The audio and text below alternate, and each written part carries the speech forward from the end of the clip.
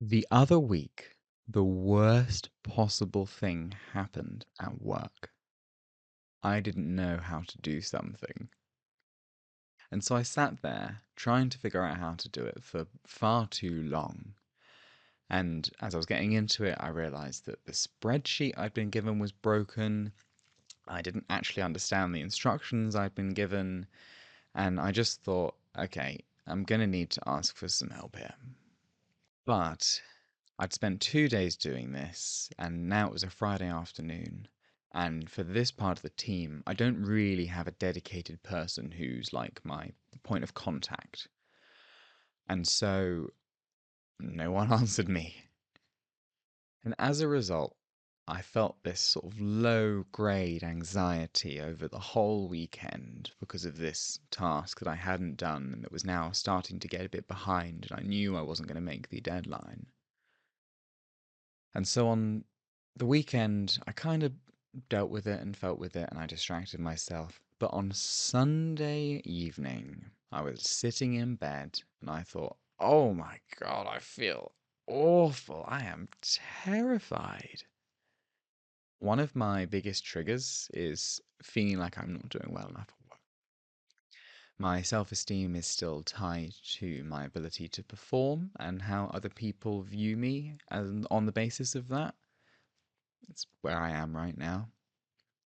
And this was also playing into a pattern that happened last year where this exact same thing happened and it was a disaster. Like my worst fear actually happened. I flopped. I didn't know how to do something and I flopped. I failed catastrophically. I failed catastrophically. I missed the deadline on something twice over like a month. And then my manager had to unceremoniously take it away from me and go and do the task herself in her own time. And so she was pissed at me. My manager's manager was pissed at me. I never really felt like the relationship recovered. And it gave me a shit score at the end of my review. The reason why I'm still pissed at the bad score was because I was trying. It wasn't like I was lazy or deficient. I was really trying. I worked my butt off, and I just didn't know what to do. And I felt like I was being judged for that. Like I was being judged for not knowing. But the mistake I made was that I didn't know how to ask for help. Or rather, I could kind of ask for help, but I could never really ask for the help that I needed. And I never stayed and really definitely got exactly an understanding of what was going on. And that happening and all the consequences of that have, affected me. And so last Sunday, when again, I'm in a new role, I'm only a few weeks in, and for the first time, I'm failing to do something that's now a couple of days late because I don't know what to do. And I just thought, oh my God, it's going to happen again. It's like I'm working so hard, I'm really trying, and yet it's going to flop and they're going to hate me and it's going to permanently damage my career. Absolutely couldn't believe that it was going to happen again, but here I was feeling like it was. But this time, I did something different. Oh, I've really worked myself up thinking about that now. This time, this time I did something different because last time I thought I don't know what to do, I'm struggling, I'll just kind of keep going and I'll brute force my way through it. And if I put in enough hours outside of my regular working hours, and if I just dedicate all of myself and my time to this one task, I'll be able to figure it out. But that wasn't the case. In fact, it failed miserably. And it was hell, because I wasn't doing the other tasks either. And so I decided to take a risk, and I did something different. This time, I chose to look after myself. And it was terrifying. It was a huge risk. It went against everything I have ever done in my entire life. That's not the way I've ever done things. And that part of me that does that was screaming in my head, "No, Lewis, go and work in the evening. Go and work right now. That's the only way that you can possibly deal with this situation and make yourself feel better." But I had to ignore that because I knew, I knew that it wouldn't work. Of course, in very exceptional circumstances, that is the thing to do. But in this instance, no one's going to die if I don't get that task done on time. So why am I going to kill myself to try and do it? And so I chose me instead. I shut my laptop before 5 o'clock and I went off and I watched some Netflix and then ate some nice food. And I just relaxed and that worked. It worked nicely on Friday, it worked nicely on Saturday, it worked nicely on Sunday throughout the day. But lying in bed on Sunday night, all of that anxiety that I'd kind of pushed away by distracting had come back up. And there were the thoughts in my head. You're not going to do this. She's going to shout at you and she's going to hate you. You've just damaged your career. And I realized at that point that I had two options. I could listen to those thoughts, and I could even act on those thoughts, or I could give myself love and compassion. I'm in a 12-step program, and a large part of 12-step programs is developing this relationship with your higher power. And so I chose to do that instead. I chose to lie in bed and feel and treat myself like I was an anxious 2-year-old, because that's exactly how I felt. And so I did whatever I would do if I had an anxious 2-year-old, and I gave him a big cuddle, and I told him it was all going to be all right and it would all be taken care of.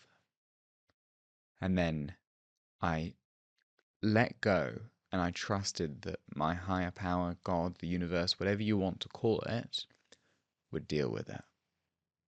Let go and let God is a very common slogan in 12-step programs, and that is exactly what I chose to do. Because it made zero difference whether I sat in bed, terrified and anxious, and going through those thoughts over and over and over and over again, or if I chose to say, look, it will be dealt with, I'm going to look after myself, have a good sleep. Because on Monday morning, I knew that I was always going to be talking to my manager and that she was going to react however she was going to react. But me mulling it over in my head and feeling awful through the whole night was not going to make any difference. So I just chose not to do that. And I chose myself instead. And really, within that, I admitted that I was powerless. I was powerless to change what was going on. There was no more time for me to do any more work, and I was powerless over how my manager was going to react when I told her on Monday. But that's step one of any 12-step program. We admitted we were powerless. Because the only thing I had power over was myself, and I will be damned if I give that up and abandon my poor little terrified self to feel bad. So I soothed myself, and I chose not to feel shame about that, and not to feel shame about my inability to know exactly what I'm doing at work all the time and to constantly stay on top of every deadline. And that was really hard. And I went through this wave of emotions of, oh my God, it's going to happen again and she's going to hate me, to anger. Nope, I don't care. Fucking be angry at me then. I don't give a shit. To this kind of calm, peaceful, and accepting, it's going to be what it's going to be. I'm going to show her on Monday. She's going to react how she's going to react. But I'm going to get the help and life is going to move on. So Monday morning rolls around. I get time in nice and early. And do you know what happens? I go over to her, we sit down, and I calmly explain what's going on. And she's fine with it. She is fine with it. In fact, it was more than fine, because actually, circumstances completely out of my control had altered such that the deadline was no longer a deadline that was so tight. That was completely not me. That just happened. When I saw the email on Monday morning, I was like, oh, okay. But even if, regardless of that, she didn't mind, and circumstances had happened to give me more time anyway, it was like, wow. So I spoke to her and I asked for help, and she gave me the help. And then she did the best thing, which was, do you understand? And I said, yes. And she said, do you understand? And I said, no. And so she sat with me until I actually got it. And that is the sign of a great manager, because it is a manager's job to make sure that when they're delegating a task, who is being who the person who is doing the task for them fully understands. And then she got up when we were done and left, and I was sitting there flabbergasted. That's your fancy English word for the day. Flabbergasted. I could not believe that me choosing to let go and let God and just soothe myself and trust that it will probably be okay actually worked. And you can be damn sure that that's what I'm going to do next time as well.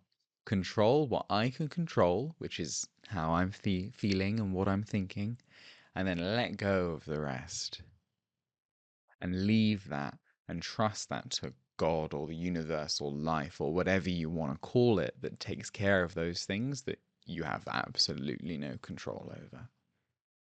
And I will never abandon myself, because even if my manager had turned around and gone, Lewis, this is shit, and you're an awful employee, and you should be horribly ashamed of yourself for failing to know how to do this and failing to let me know on time. Even if she'd done that, I had already chosen to care for myself regardless of what was going on and regardless of how my actions were. And so, no matter what she did, no matter how she reacted, that is not my property. My property is just looking after myself. And I'd already beaten myself up enough for being like, oh, look, here's the mistakes I've made. I could have asked for help sooner. I could have tried, I'd already done that. Now all I needed to do was look after myself. And so rather than going to her meekly and shamefully and being like, I'm sorry, I've failed to do this, I'll just go calmly and rationally and explain to her. And then she can do whatever she wants. Because there's nothing that she could have done that could have affected me. Because I choose to look after myself, even at the expense of my pride. And you can never really abandon yourself. Your higher power is always with you. Even when you feel like you've been completely abandoned by it and you have absolutely no idea what's going on, even then, I promise you, your higher power is always with you and is always looking after you. And that it is never the wrong thing to do to look after yourself, control what you can control, and then to just trust and let go of the rest. Because what other choice do you have? You cannot control most things in this life. You can't. You have to just trust that they're going to work. But you can look after yourself. And having this realization and having this tangible example of it working has been radical for my life. And the more letting go and letting God and just looking after myself no matter what that I've been doing, the better my life has been. And I have probably had the best 4 weeks of my entire life just because I've been doing this. And so the more that you can look after yourself and not abandon yourself and trust and let go the rest to God or your higher power, or whatever you want to call it, the more peace and perhaps success that you can have in your life. Thank you so much for watching. If you enjoyed this video, then please hit like and subscribe. It really helps the channel out. I wish you all the best on your healing journey, and I'll see you again soon.